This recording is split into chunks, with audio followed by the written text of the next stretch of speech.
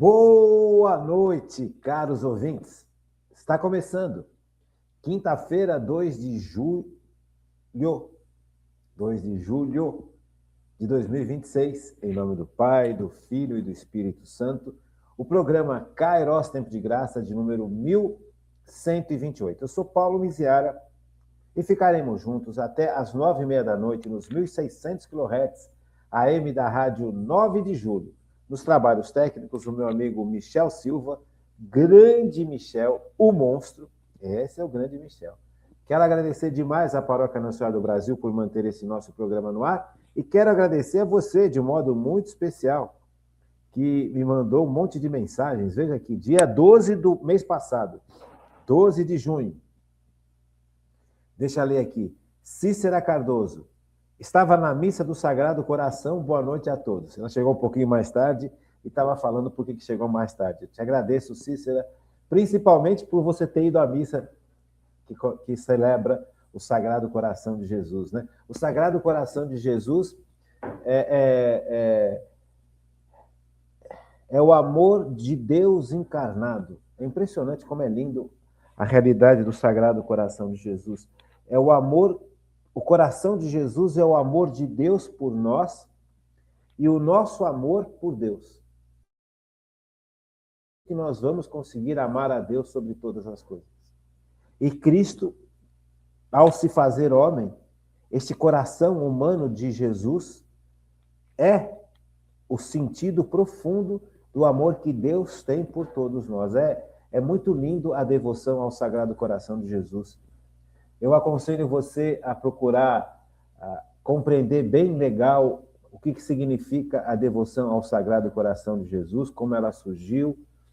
Conforme for, a gente pode até fazer um dia um programa sobre isso, mas não está agora, por enquanto, na nossa sequência de estudos sobre pecado, sobre as consequências do pecado, a realidade nefasta que o pecado realiza na vida da gente. Então, tudo isso nós precisamos nos concentrar, né? Não dá para a gente ficar pegando um monte de temas, misturando ao tema que nós estamos estudando, senão a gente perde a lógica, perde a sequência, perde o raciocínio.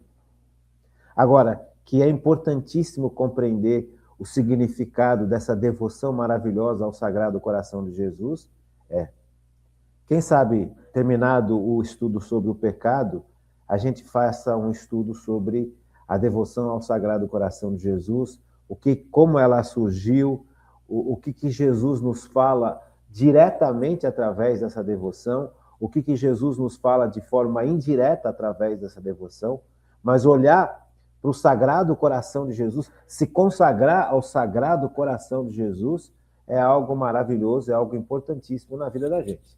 Então, eu gostaria muito de poder, quem sabe, fazer uma aula sobre isso, né? Depois que nós terminarmos nosso estudo sobre o pecado, porque como é que nós vamos vencer o pecado na vida da gente? Com Cristo. Não tem como fugir. Sabe, o pecado é uma realidade que atinge a todos nós. Todos, sem exceção. E como é que a gente vence o pecado? A gente vence o pecado em Cristo. Porque só Cristo tem poder para vencer o pecado na vida da gente.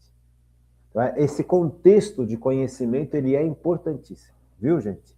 Então, que bom, Cícera, que você foi à missa do Sagrado Coração, Cícera Cardoso, que você foi à missa do Sagrado Coração de Jesus, porque realmente é uma devoção primorosa e importantíssima, tá bom? Marlene dos Reis, boa noite, gratidão sempre. Obrigado, Marlene, muito obrigado por tanto carinho de vocês. Os comentários do dia 15 de junho, segunda-feira. Selma Caires Neves, boa noite, doutor Paulo e querida comunidade Kairos. Em resposta, se a explicação sobre o que o pecado, eu particularmente, estou entendendo perfeitamente. Aproveito para agradecer por essas aulas, deixa eu ver aqui, por essas aulas maravilhosas. Que bom. Então, ela está entendendo o sentido do pecado, o que é o pecado e o que o pecado causa. Então, isso é importante. Esse retorno, muito obrigado, Selma, você sempre muito gentil, sempre muito carinhosa conosco. Agradeço a sua constância, agradeço a sua as suas orações e humildemente peço a todos vocês, me ajudem a evangelizar. Me ajude com as suas orações para que as aulas se tornem cada vez mais claras, para que as aulas se tornem sempre, mesmo lidando com um assunto tão duro como esse, que é o pecado, que seja uma aula cheia de amor, cheia de esperança, cheia de alegria por acordar desse pesadelo medonho que o demônio jogou sobre a humanidade e sair disso com Cristo nosso Senhor. Então, eu agradeço muito e realmente eu tomo muito cuidado com essas aulas, já falei isso para vocês, e falo de novo, sem nenhum tipo de problema. Entender o pecado, entender as consequências do pecado é duro na vida da gente. A gente percebe que quando a gente peca, a gente percebe que a gente não está com essa bola toda. A gente percebe que nós não somos tão bons como nós imaginávamos que fôssemos. E isso dói demais no coração da gente, porque muitas vezes a gente cria uma autoimagem, e essa autoimagem, quer dizer, o que a gente vê da gente mesmo, o que a gente espera da gente mesmo, muitas vezes não corresponde com a verdade da vida. Então, realmente, nós carregamos muitos pecados dentro de nós e carregamos as consequências de muitos pecados que cometemos e que os outros cometeram. Então, muitas vezes, nós criamos um universo particular para não ver isso, porque dói o que a gente faz de errado e dói o que fizeram de errado com a gente. Então, a gente cria um mundinho da gente, onde a gente tem essa autoimagem quase que de perfeição e de santidade. Então, quando a gente estuda sobre o pecado, este mundinho que nós criamos para nos defender da dor que o pecado causa por terceiros e da dor que nós causamos com os nossos pecados, cai por terra. Por isso que a gente tem que por isso que eu estou fazendo essas aulas com muita calma, devagar, não vou de uma vez.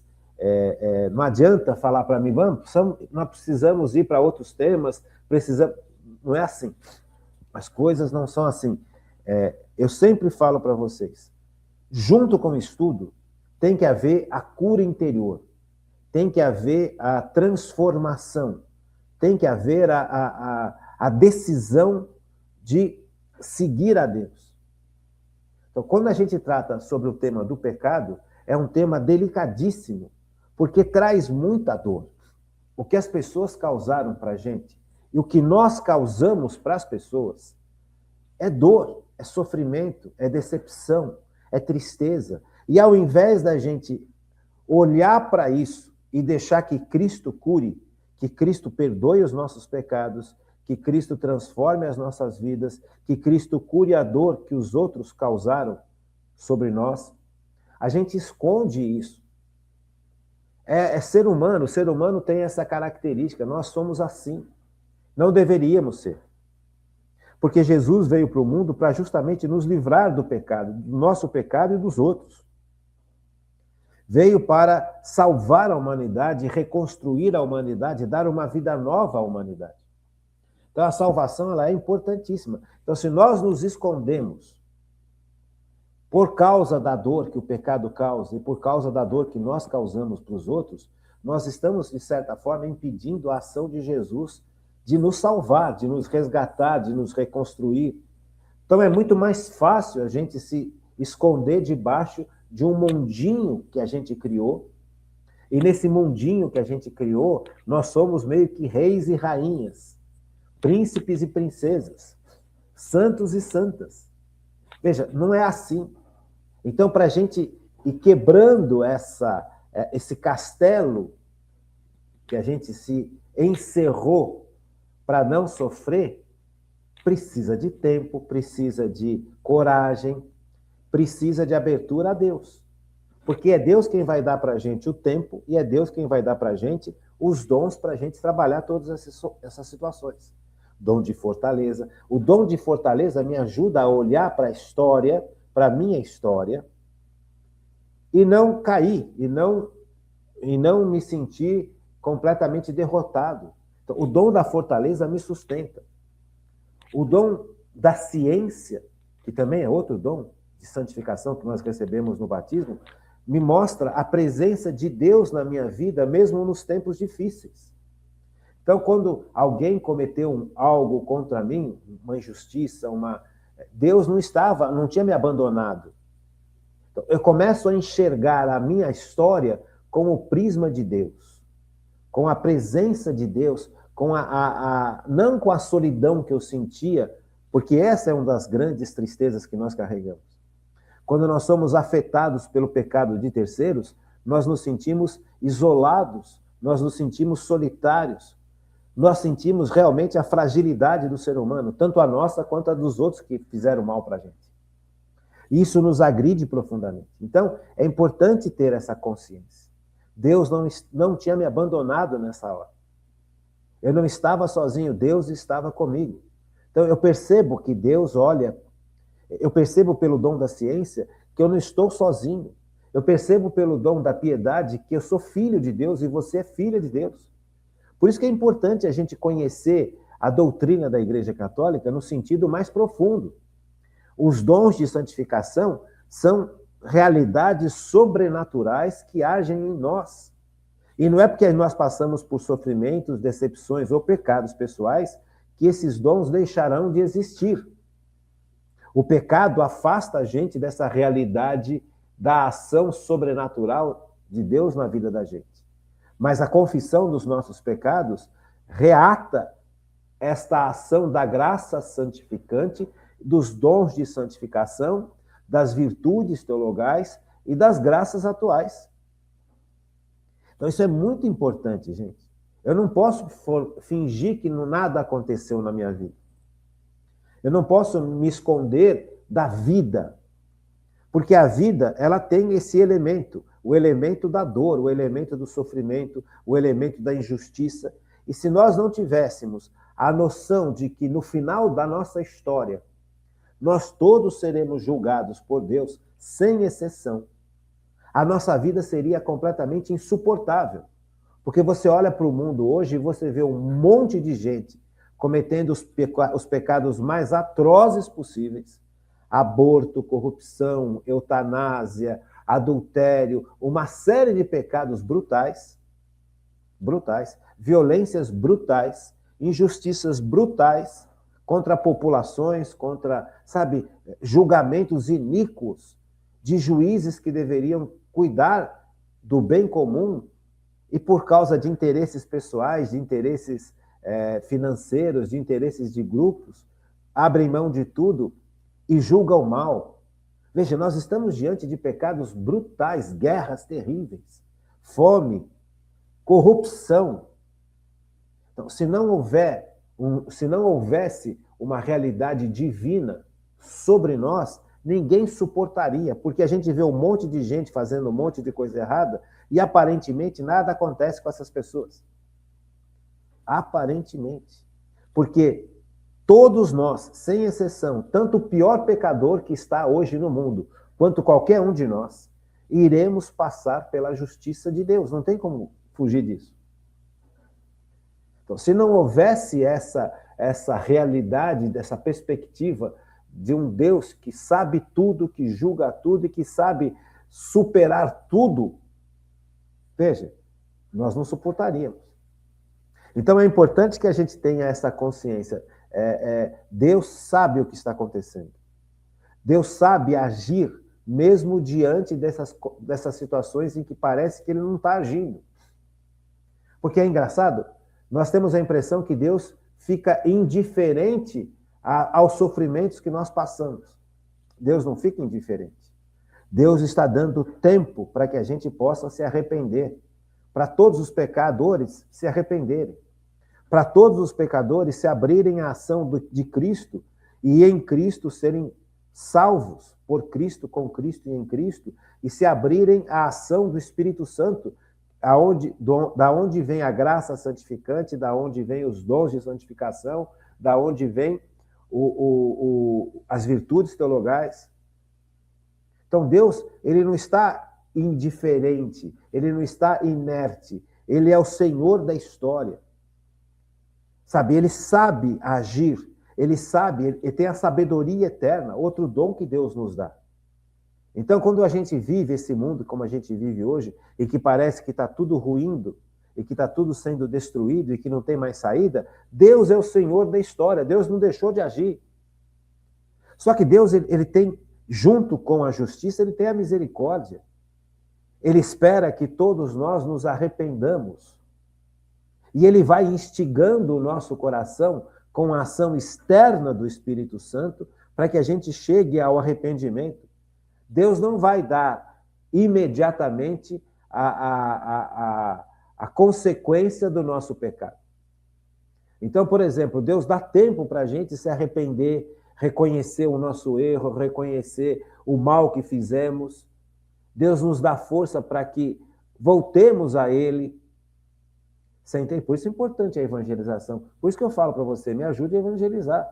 Agora, este tempo que Deus está dando para todos, tanto para aqueles que a gente acha que são as piores pessoas, quanto para a gente mesmo, porque também nós pecamos. Se Deus viesse e agisse imediatamente em cima do nosso pecado, nenhum de nós sobreviveria. Porque nós todos pecamos. O que Deus faz é agir a partir da sua sabedoria eterna. Porque Ele sabe quando vai chegar no meu coração essa capacidade de arrependimento. Então Ele está me dando este tempo, Ele está me preparando, Então eu preciso ter essa perspectiva sobrenatural. E diante dessa perspectiva sobrenatural, da ação de Deus constante nesse mundo, mesmo que pareça que Deus não age, Deus quer o nosso arrependimento profundo. Deus quer que nós todos nos voltemos a Ele, porque todos nós fomos criados à imagem e semelhança dele. Veja, o pecado, ao agir no mundo, levou a humanidade a uma situação de deformação profundíssima. O pecado deformou a humanidade de cada um de nós. Quanto mais eu me entrego ao pecado, mais deformado eu fico, e mais mal eu causo, e mais dor eu levo para os outros, e para mim também. Só que Deus, ele não nos criou para isso. Então, ele age para que a gente possa compreender essas realidades que o pecado trouxe, nos arrependermos dessas realidades e nos voltarmos para Ele. Mas agora, muitas vezes nós esquecemos que as consequências dos nossos pecados, de alguma forma, vão nos atingir. Neste mundo e fora deste mundo. As consequências, elas continuam. Veja, vamos pensar um pouquinho aqui que é importante, né? Olha como isso é importante a gente entender. Eu chego para uma pessoa, eu chego para os meus parentes e falo, olha, aquele meu primo, sabe aquele meu primo? Aquele lá, sabe, o fulano de tal, ele é bandido, hein? Cuidado que ele é bandido. Cuidado que ele é mau caráter. Cuidado que ele é mentiroso.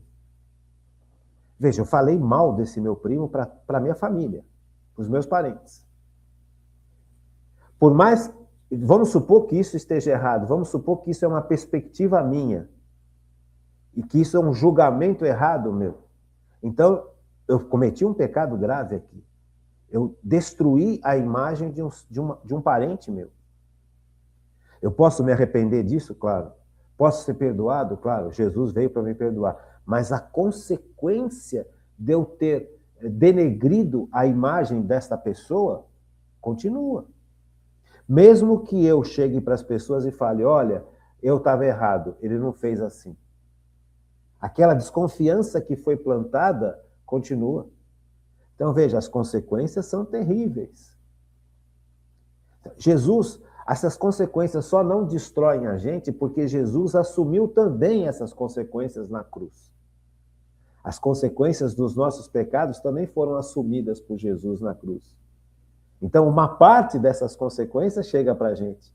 Que se viesse toda a consequência de todos os nossos pecados, mesmo arrependidos e mesmo perdoados por Deus, nós não sobreviveríamos.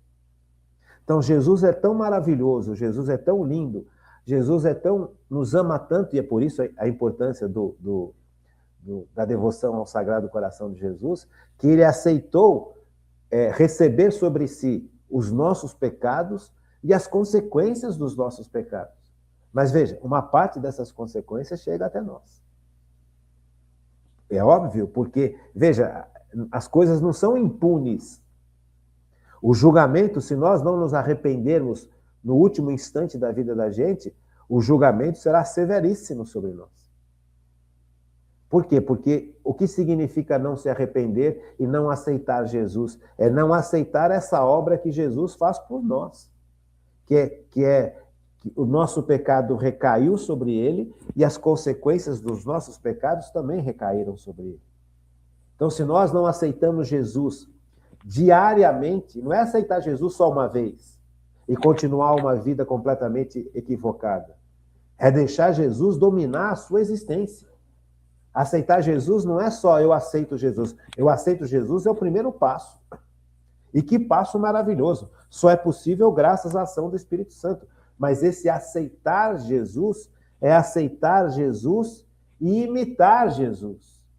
E viver para Jesus, não mais viver para mim, porque Jesus é o Senhor da minha existência. A partir do momento que eu aceito Jesus, que eu aceito a salvação de Jesus, eu aceito junto também o senhorio de Jesus sobre a minha vida. Porque senão eu vou continuar no pecado, eu vou continuar pecando e causando mal em cima de mal. E falando que eu aceito Jesus. Espera um pouquinho. Então, aceitar Jesus, o primeiro ato é reconhecê-lo e aceitá-lo. E o ato seguinte é viver para ele. Isso é muito importante. Esses temas nós vamos trabalhar bastante daqui a pouquinho.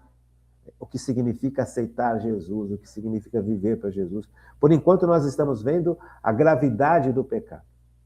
Nós estamos vendo as situações que nos levam a ter uma vida desfigurada.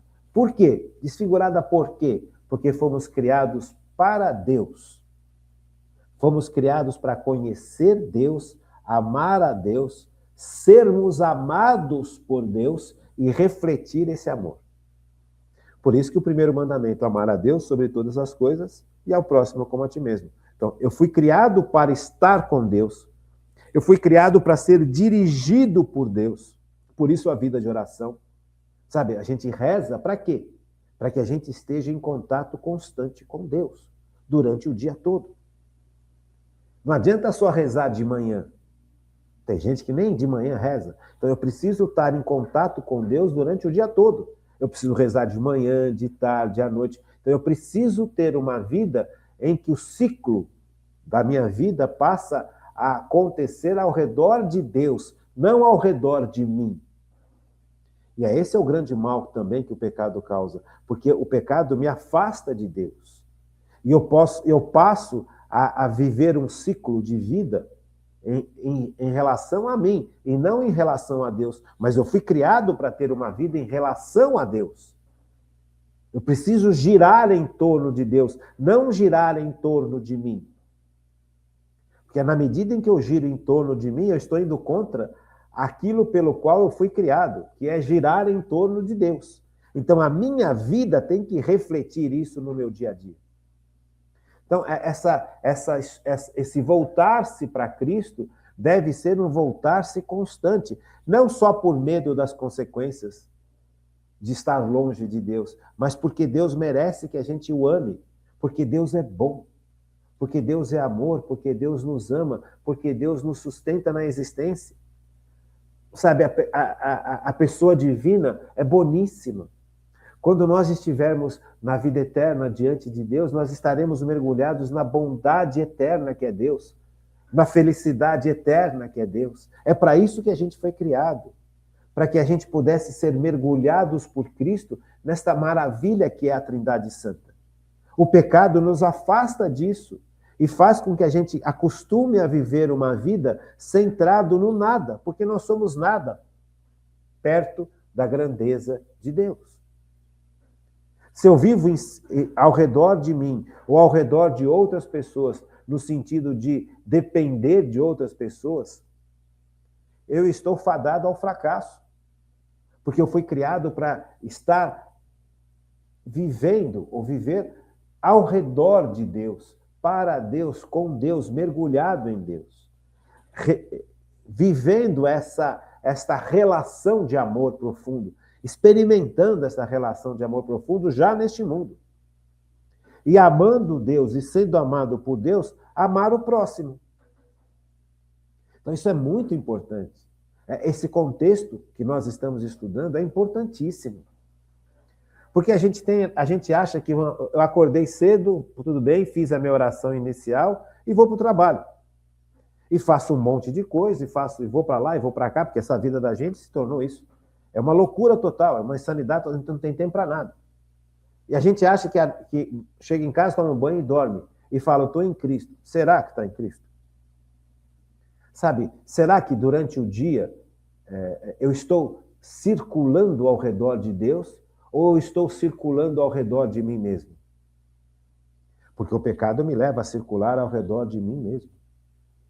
E aí por isso que a minha vida se torna vazia. Porque é Deus que me preenche. Eu preciso circular a minha vida ao redor de Deus durante o dia. A cada dia. Não é uma vez por dia só. Eu preciso estar na presença de Deus. Veja, a Igreja Católica tem uma oração lindíssima que fazem os religiosos e os leigos também fazem. Estão aprendendo a fazer. Que é essa oração em que os padres vão fazendo durante o dia, de manhã cedo, a hora do almoço, à tardinha, à noite. Veja, as pessoas param, os padres, os monges, eles param e vão rezar de manhã, a hora que acordam, no meio da manhã, na hora do almoço, no meio da tarde, à noite. Por quê? Porque eles vão voltando para este ciclo, ou círculo, em torno a Deus. Porque se a gente deixar, se nós não rezarmos, se nós não nos colocarmos diante de Deus durante o dia, nós nos afastamos de Deus, porque a vida nos leva para isso. Existe toda uma estrutura de mundo que quer nos afastar de Deus e que está agindo de forma claríssima na nossa existência. O sistema de mundo que a gente vive hoje é um sistema que não é um sistema que prioriza Deus, prioriza outras coisas. O sistema de mundo onde todos nós estamos inseridos, é um sistema onde o centro não é mais Deus.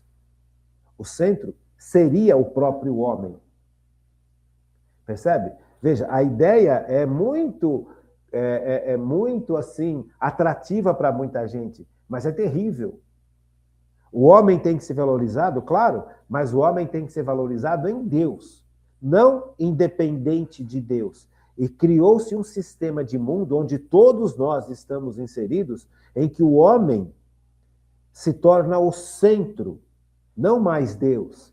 E esse tornar-se o centro, a desculpa é, nós estamos valorizando o homem, porque o homem precisa ser valorizado. Claro, concordo plenamente que o ser humano precisa ser valorizado, mas ele precisa ser valorizado vivendo ao redor de Deus, não vivendo para si mesmo sozinho, autossuficiente, que é o que o modernismo e o pós-modernismo propõem para a humanidade.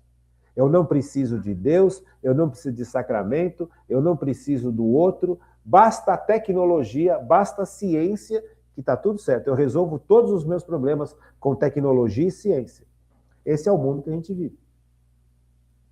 Então, se nós não nos atermos a esta realidade, se nós não percebemos essa realidade agindo em nós, nós vamos de roldão, nós vamos ser levados por esse sistema de mundo, porque nós estamos mergulhados nesse sistema de mundo.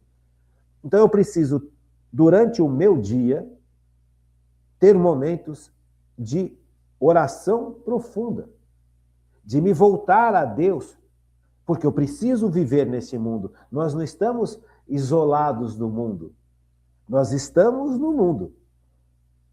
Então é importante a gente compreender tudo isso, é importante a gente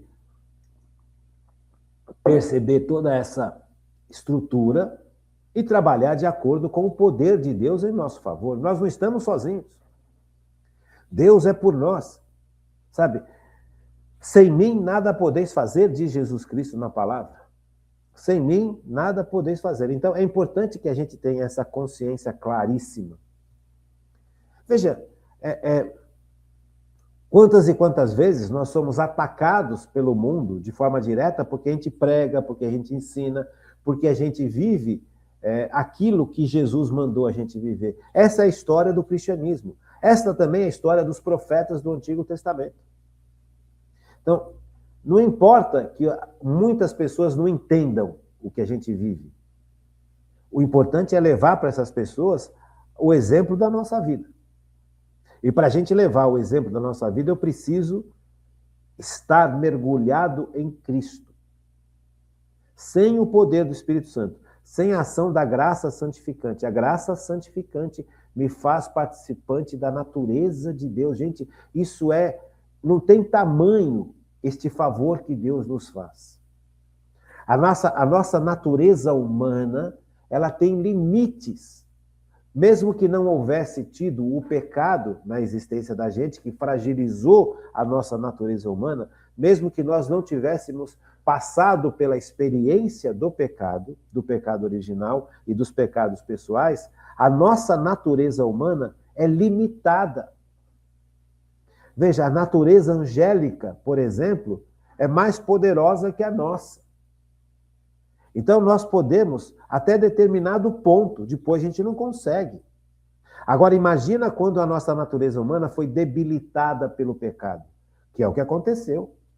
Uma das consequências do pecado no mundo foi debilitar a nossa capacidade humana, foi deixar que a nossa natureza se tornasse mais débil.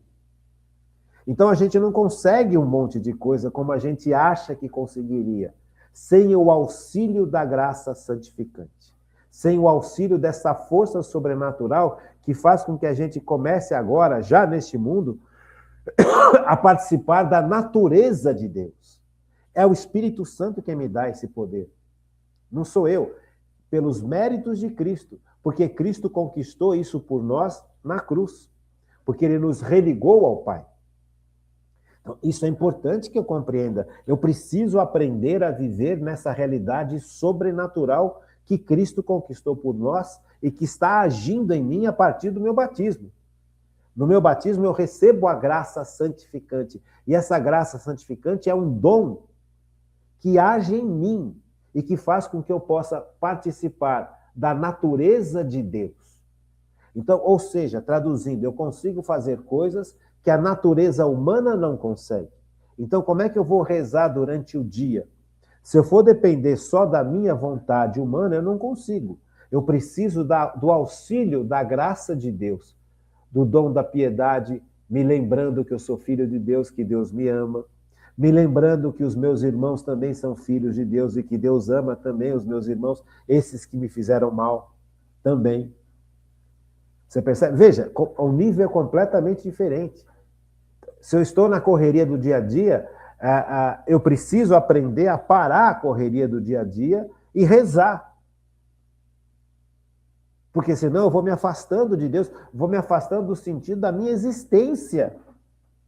Porque este mundo está propondo uma existência de costas para Deus, e não foi para isso que a gente foi criado. Veja, então, como é que eu vou mudar este mundo? Sozinho eu não dou conta. Por isso que a igreja foi instituída. E é por isso que a igreja é tão atacada por fora e por dentro. A igreja, ela é santa, perfeita. A igreja católica, ela é perfeitíssima. Não tem erro nenhum na igreja católica. Quem erra dentro da igreja católica somos nós, porque a igreja é uma instituição divina. Pedro, tu és pedra e sobre ti erguerei a minha igreja, diz Jesus Cristo. E as portas do inferno não prevalecerão contra ela.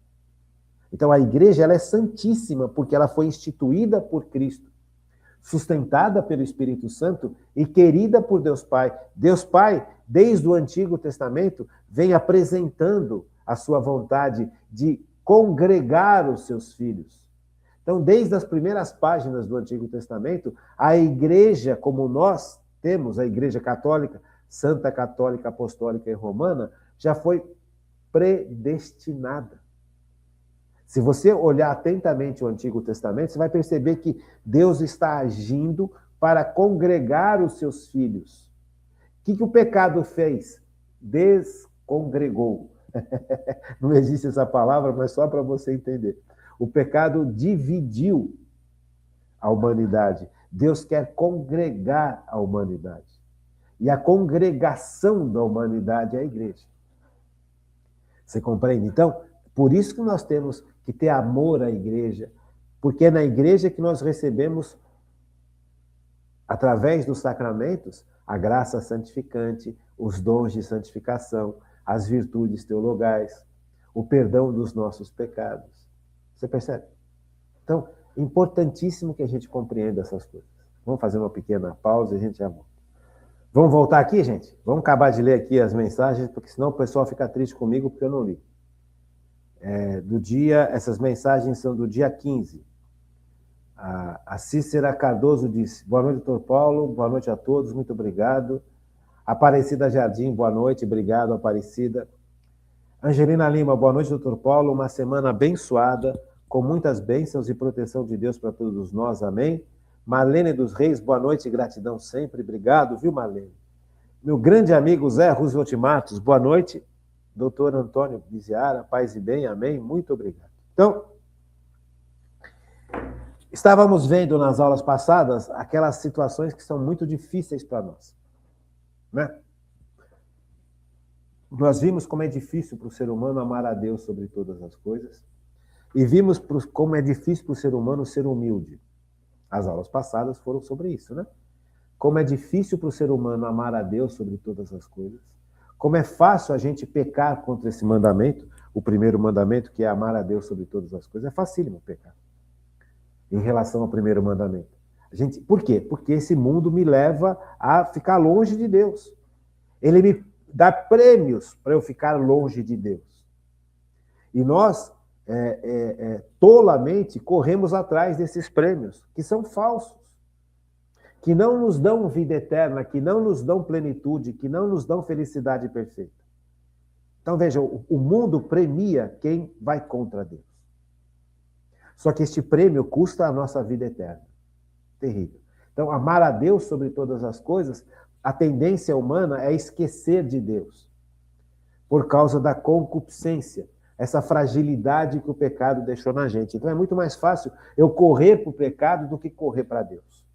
Por isso a importância de entender, veja, eu preciso do poder do Espírito Santo agindo em mim, senão eu não suporto. Senão o primeiro pecado que eu cometo é contra o primeiro mandamento.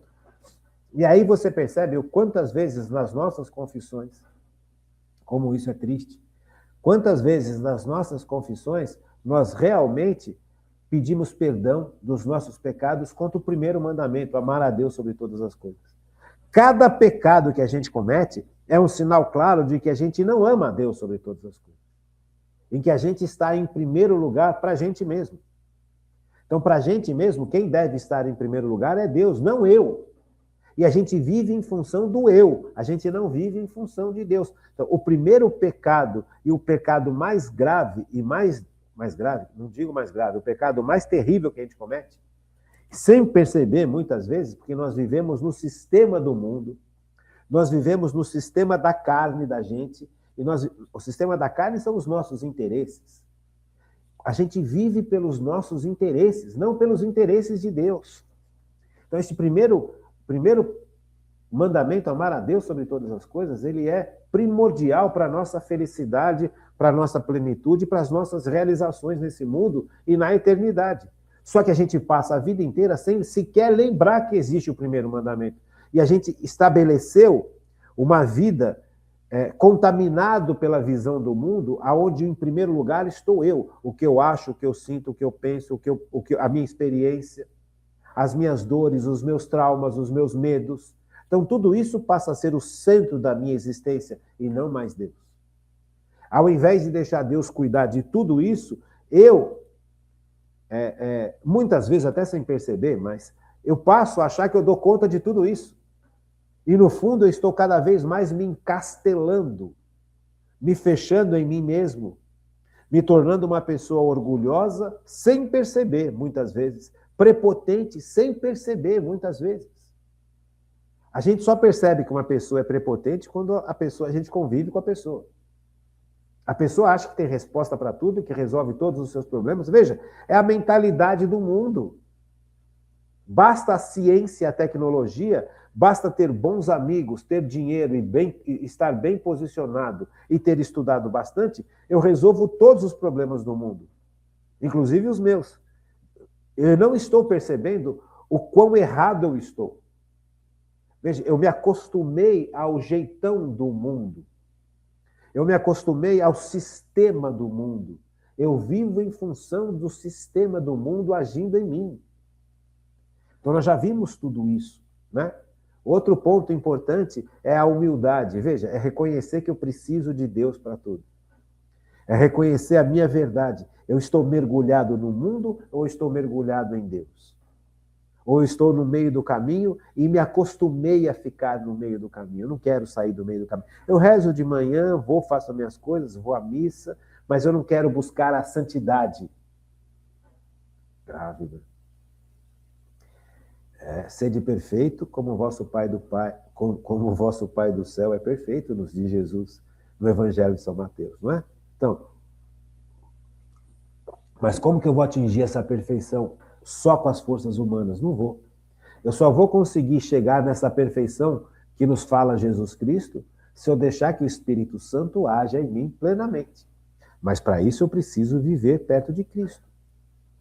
Para isso eu preciso ter vida de oração profunda, ter vida de busca de santidade profunda, ir contra as vozes que falam no meu coração e na minha alma, que se levantam contra Deus, os pecados de estimação, tudo isso eu preciso trabalhar no poder de Deus para me livrar disso, para poder viver para Deus.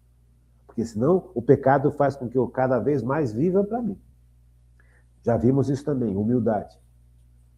Agora o terceiro ponto que é muito difícil. Veja, primeiro, os 3 pontos que nós estamos estudando de muita dificuldade. Tem vários outros, mas eu peguei esses 3 para a gente poder ter uma perspectiva do que nós precisamos deixar Cristo agir dentro de nós. Aonde que nós precisamos deixar que Cristo ponha a sua mão sagrada sobre nós, essa mão chagada, esta mão repleta de amor que ele curou a humanidade. Ele passou esta vida em que ele viveu nesse mundo curando e amando. E Jesus continua curando e amando através dos sacramentos da igreja. Então eu preciso deixar que essa mão chagada de Cristo toque o meu coração, cure o meu coração, me transforme, me dê uma vida nova. Mas eu preciso saber aonde. Porque muitas vezes nós estamos tão atarefados, tão ensimesmados, e já achamos que já estamos tão perfeitos, que achamos que não precisamos de Deus mais para nada também. Quanta gente dentro da igreja já vive essa realidade? Não, eu já estou na igreja há 10 anos, já estou na igreja há 20 anos. Gente, até o último dia da nossa vida nós teremos que lutar contra todas essas terríveis situações. Sabe, não é porque eu estou na igreja há 20 anos que já significa que eu já esteja santo e perfeito. Já deveria estar mais santo e mais perfeito.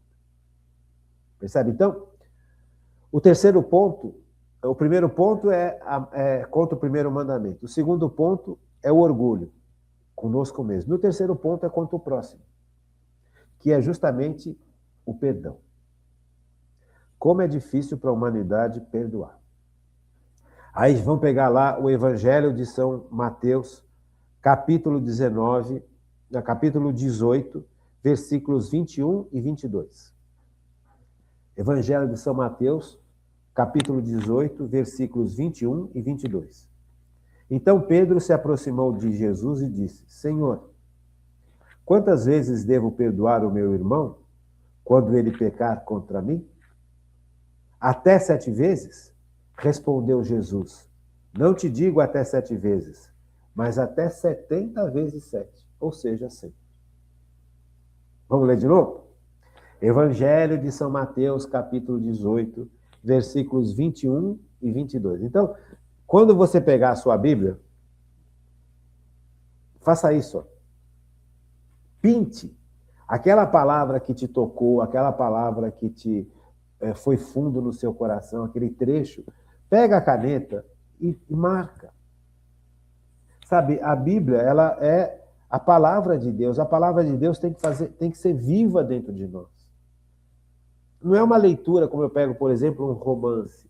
Eu vou ler um romance e acho bonito o romance, que legal, que história bonita. A Bíblia não. A Bíblia é a palavra de Deus. É uma palavra viva, é o próprio Cristo. Cristo é a palavra de Deus, é o Logos de Deus. A palavra de Deus está escrita para nós.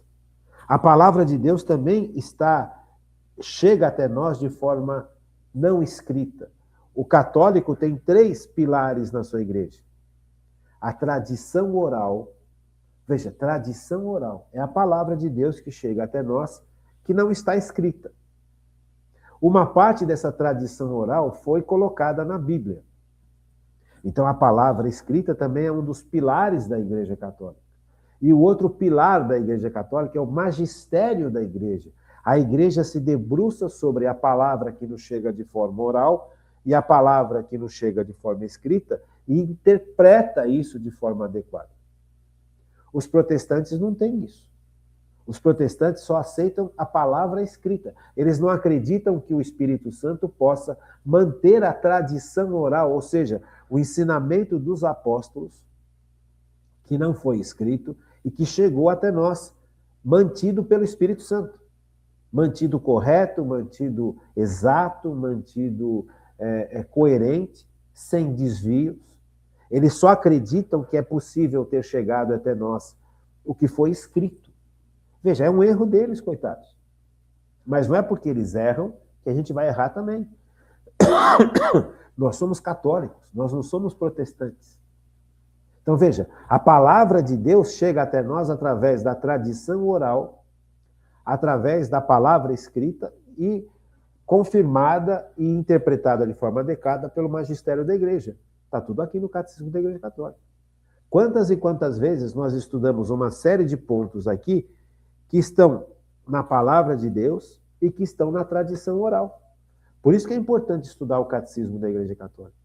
Porque o Catecismo da Igreja Católica, ele compreende a sã doutrina que chegou até nós, que Cristo nos deu através dos seus discípulos e através da sua vida, tanto de forma oral quanto de forma escrita. Então, nós não temos só a palavra de Deus. Esse só a palavra de Deus pode soar que a palavra de Deus não seja importante. Ela é importantíssima. Então, quantas e quantas vezes, quantas aulas e quantas aulas nós estudamos em cima só da palavra de Deus? E quantas aulas nós estudamos também em cima da tradição oral que está escrito no Catecismo da Igreja Católica. Então, muito das conclusões que estão escritas no Catecismo da Igreja Católica, que o magistério da Igreja compreendeu, vieram da tradição oral e vieram da tradição escrita. Compreendeu? Então, eu preciso entender a Bíblia a partir da tradição oral e a partir do magistério da Igreja Católica. Porque o protestante, ele interpreta a Bíblia do jeito dele. Tanto é que você tem hoje um fenômeno medonho. Milhares de igrejas protestantes no mundo inteiro, milhares, não é uma só, milhares de igrejas protestantes. Começou com Lutero, depois já vieram Calvino, vieram um monte de outros. Hoje são milhares de protestantes que interpretam a Bíblia cada um do seu jeito.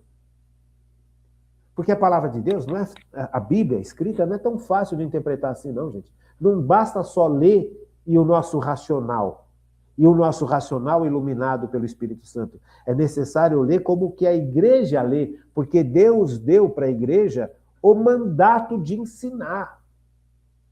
Ele não deu para Lutero, a partir do momento que Lutero saiu da igreja, ele perdeu esse mandato. Porque para quem que Jesus deu o mandato de ensinar?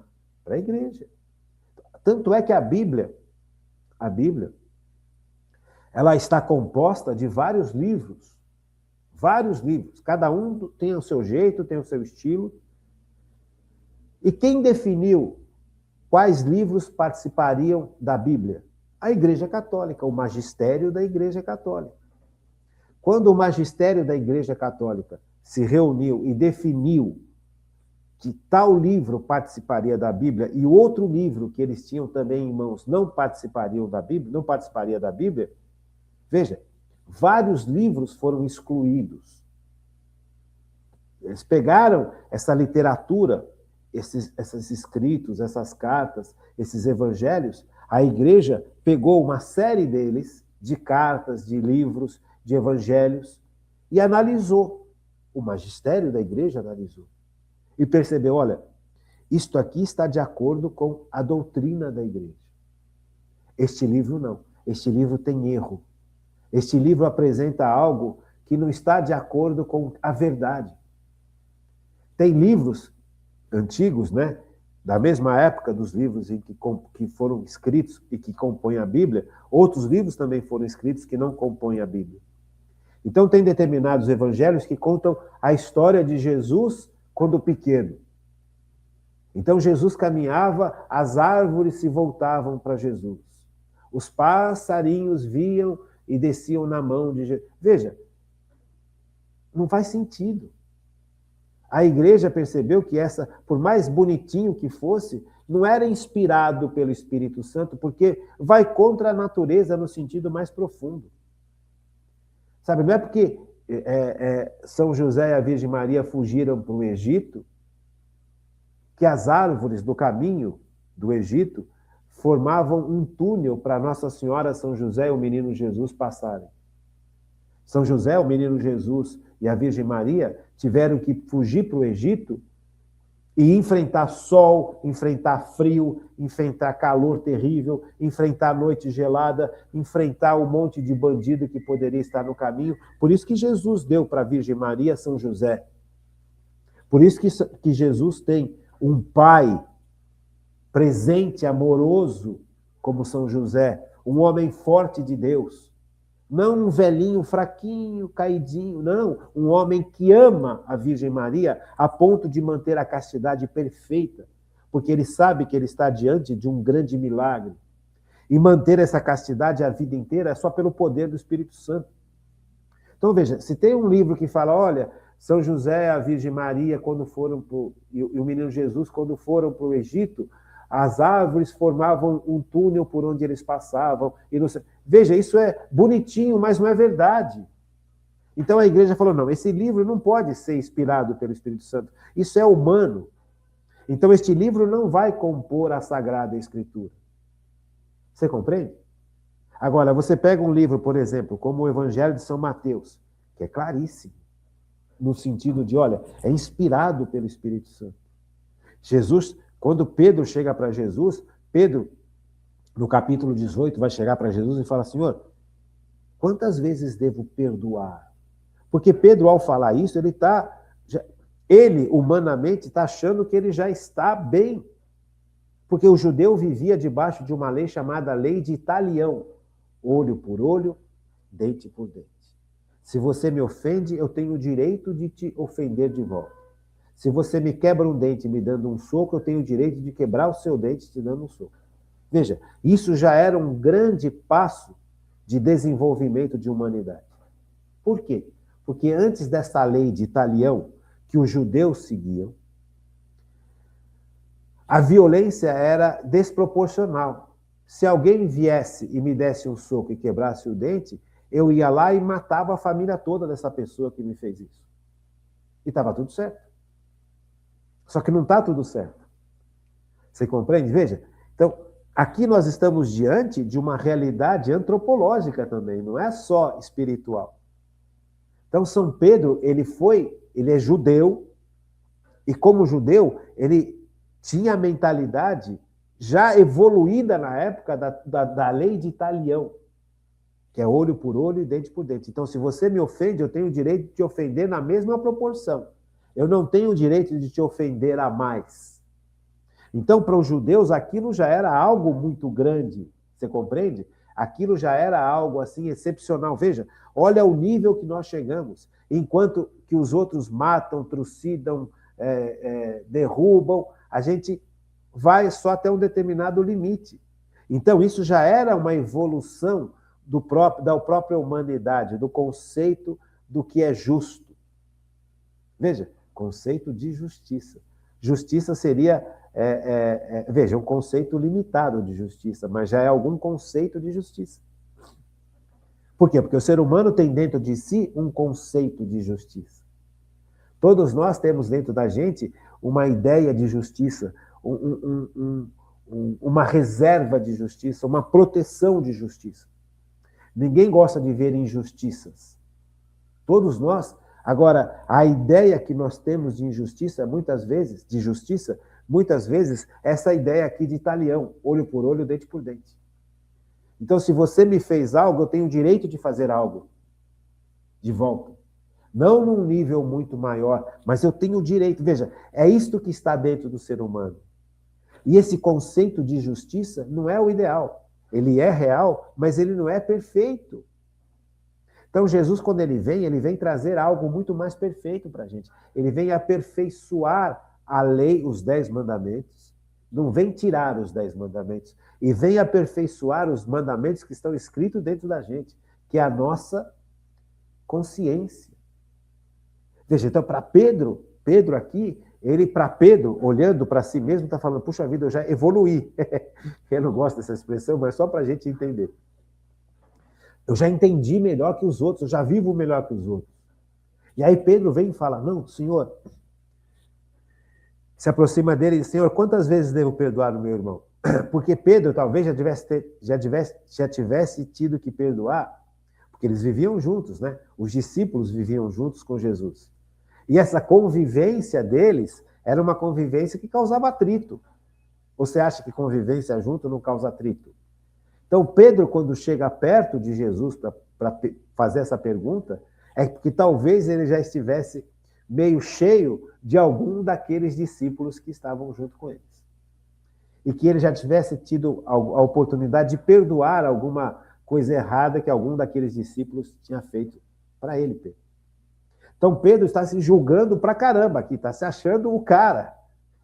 E chega para Jesus e fala, quantas vezes deve perdoar? 7 vezes? Ou seja, veja, tem limite o perdão humano.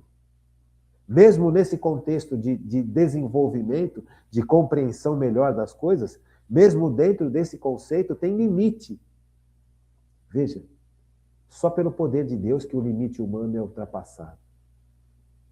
E aqui Jesus está falando, olha, veja, eu não te digo 7 vezes, Pedro, que talvez para Pedro fosse o limite humano, que talvez para a gente também seja o limite humano. Se põe no lugar do Pedro, imagina você convivendo com muitos parentes, convivendo diariamente, porque vocês formaram uma sociedade. 5 primos formaram uma sociedade, montaram uma empresa muito grande. Então você tem que conviver com esses 5 primos todo dia. E nessa convivência com seus primos todos os dias, aparecem as nossas mazelas e aparecem as mazelas dos primos. E se você não perdoar esses primos, e se você também não for perdoado, não aguenta ficar junto. Só que este limite humano de perdoar as mazelas dos outros é baixo. Dá para entender? O que a graça santificante faz em nosso favor? Ela me dá a participar da natureza de Deus. Então, o meu limite humano é aumentado em relação a Deus. E é o que Jesus está mostrando para Pedro. Pedro, não te digo 7 vezes, que é o limite humano do perdão de Pedro e talvez o nosso. Talvez o nosso seja só 2, 3, que a gente perdoa. Não é? 2, 3, porque interessa para me perdoar. Por quê? Porque se eu não perdoar, eu vou perder o meu trabalho, vou perder dinheiro. Então, veja, que coisa pobre. Jesus vira para Pedro, Pedro, não te digo 7 vezes. Ou seja, não fica no seu limite. 70 vezes 7, ou seja, 100. Por quê? Porque se eu não perdoar, o prejudicado sou eu. Porque a pessoa que me fez o mal, talvez nem percebeu que me fez mal. Tem pessoas que percebem, mas tem pessoas que não percebem. Porque o pecado deixa o ser humano cego. E todos nós pecamos. Veja, então aqui Jesus está trazendo um limite altíssimo. Que só é possível graças à graça santificante. Mas por trás desse limite altíssimo, existe uma realidade humana que precisa ser percebida. Se eu não perdoo, eu não estou prejudicando quem me fez mal. Eu estou prejudicando a mim mesmo. Porque a falta de perdão me deixa angustiado, triste, machucado, destruído, quebrado por dentro. E eu não fui feito para viver assim. Então, a partir do momento em que eu perdoo, em nome de Jesus, por obediência a Jesus, eu quebro esse ciclo de coisas ruins que estão sendo construídas dentro de mim mesmo. Porque quando eu não perdoo alguém, eu estou tomando veneno esperando que alguém morra. Esse, no fundo, é o que causa a falta de perdão na vida da gente. Então, essa consciência de perdoar, ela não é só um mandato de Deus caprichoso, muito pelo contrário, é algo extremamente importante, extremamente profundo, que vai agir em todos os níveis da nossa realidade vivida a partir da graça santificante. Deu para entender? Então veja, eu descubro que com a graça santificante eu consigo chegar num nível de perdão que humanamente eu não conseguiria. E é importante que eu chegue neste nível, que eu dê o primeiro passo, que eu perdoe, mesmo sentindo raiva, tristeza e mágoa, porque eu não perdoo por causa do sentimento, eu perdoo porque Deus mandou perdoar. Eu não te digo 7 vezes, eu te digo 70 vezes 7. Eu perdoo em obediência a Deus. E esse é um ato de inteligência profundo. É um ato frio de inteligência. Não é um ato de sentimento. A partir do momento em que eu perdoei em nome de Jesus alguém, por pior que tenha sido algo que essa pessoa me fez, eu me coloquei nas mãos de Cristo. E aí Cristo sim vai agir no meu sentimento. Deu para entender? Então, nós começamos a compreender algo que é extremamente importante e extremamente difícil. Se nós formos viver só na humanidade, nós morreremos de câncer, morreremos de qualquer problema, porque a falta de perdão causa isso na vida da gente. Causa câncer? Causa. Causa úlcera? Causa. Porque nós estamos produzindo substâncias, por causa da raiva que a gente sente, que não deveriam estar sendo produzidas dentro de nós. E essas substâncias vão fazendo com que o nosso corpo funcione de forma anômala. Veja, adrenalina. Para que serve a adrenalina? Para no momento de emergência eu fugir ou lutar. Agora, o meu corpo ele não consegue diferenciar se é um touro que vem contra mim ou se é a raiva que eu estou sentindo de alguém. Se eu estiver sentindo raiva ou se um touro vier correndo atrás de mim, eu vou produzir adrenalina. E a adrenalina faz com que o meu corpo funcione de uma forma diferente. E se eu continuar produzindo adrenalina constantemente, eu estou destruindo o meu corpo. Veja, o meu corpo não é capaz de perceber se é um touro que vem me atacar ou se é a raiva que eu estou sentindo de alguém que me fez mal. Então, para eu parar de produzir tanta adrenalina assim, eu preciso perdoar. Porque touro talvez nunca venha correndo atrás de mim. Deu para entender? Então é importante. Jesus sabe tudo da gente. Ele sabe tudo como a gente funciona, do jeito que a gente funciona bem, fisiologicamente, psicamente, psicologicamente, espiritualmente, sabe tudo da gente. Então ele sabe o que ele está falando, perdoa. Perdoa porque se você não perdoar, o prejudicado é você. Compreendeu? Agora, por que é tão difícil para a gente perdoar? Próxima aula. Amanhã. Amanhã a gente vai olhar um pouquinho esse lado humano que dificulta tanto a gente colocar em prática a ordem que Deus está nos dando, que é perdoar sempre. Por mais terrível que tenha sido algo que alguém fez conosco. Porque enquanto eu não perdoar essa pessoa, eu estou preso a essa pessoa. Eu estou carregando raiva, tristeza, ódio, isso faz um mal danado dentro de mim. Para a minha vida física, para a minha vida espiritual, para a minha vida psicológica, para a minha vida profissional. Veja, eu passo a tomar decisões em função da raiva, em função da tristeza. É terrível, é brutal. Por isso que Jesus fala, perdoa. Eu preciso aprender a perdoar por obediência a Deus. Veja, é um ato de obediência e um ato inteligente. Não é um ato de sentimento. Tá bom? Fiquem com Deus, uma boa noite. E até amanhã, se Deus quiser.